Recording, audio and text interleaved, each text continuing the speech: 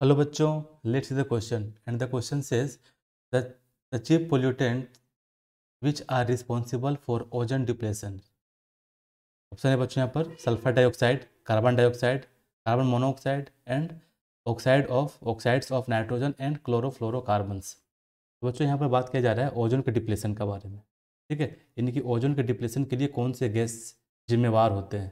ठीक है, ये हमें क्या करना है यहाँ पर बताना है ओजोन का डिप्लेशन। तो यदि हम लोग ऑप्शन की बात करें बारी बारी से, तो यहाँ पर है बच्चों क्या sulphur dioxide, carbon dioxide and carbon monoxide. ये सभी जितनी भी गैस है बच्चों, ये सभी गैस क्या है, एक तरह का कह सकते हैं प्राइमरी एयर पोल्यूटेंट है। ठीक है, प्राइमरी एयर पोल्यूटेंट है।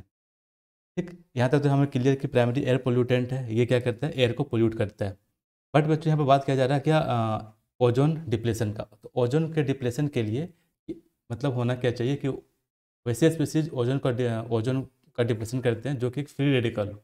ठीक है, एक्टिव फ्री रेडिकल हो, है ना, फ्री रेडिकल, यानी कि फ्री रेडिकल्स क्या करते हैं ओजोन के डिप्लेशन के लिए वो जिम्मेदार होते हैं।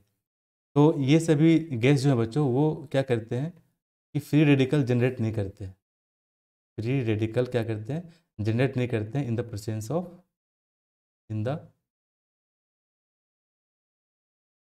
Of sunlight.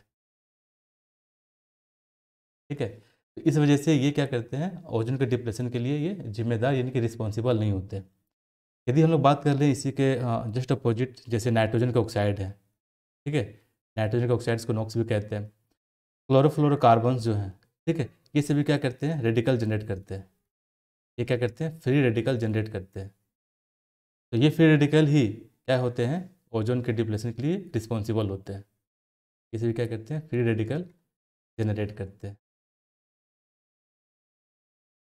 ठीक, तो अब कैसे करते हैं इसका हम लोग एक एक देख लेते हैं, इसके पीछे क्या केमिस्ट्री है।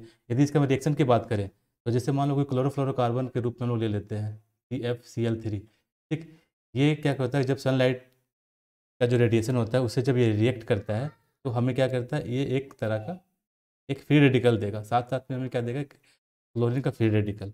अब ये जो क्लोरीन का जो फ्री रेडिकल है काफ़ी रिएक्टिव होता है, और ये ही रेडिकल जो है, क्लोरीन का जो रेडिकल है वो ओजोन का डिप्लेशन करता है। ठीक है, क्या करता है, ओजोन को ऑक्सीजन में कन्वर्ट कर देता है। ठीक, अब दोबारा यहाँ पर जो रेडिकल बना ये, अब ये रेडिकल फिर से क्या करेगा, ओजोन के साथ रिएक्ट करके क्या करेगा, इसको ऑक्सीजन में कन्वर्ट कर देगा। तो हम लोग देख पा रहे हैं बच्चों, ये जो रेडिकल जो बना ये क्या कर रहा है, ओजोन को डिप्लेट कर रहा है, यानी कि इसके साथ रिएक्ट कर रहा है।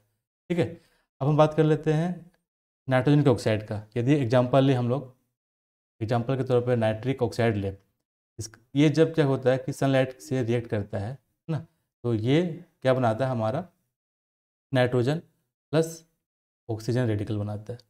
ठीक, अब ये जो ऑक्सीजन रेडिकल है, ये रेडिकल क्या करता है, ओजोन के साथ रिएक्ट करता है।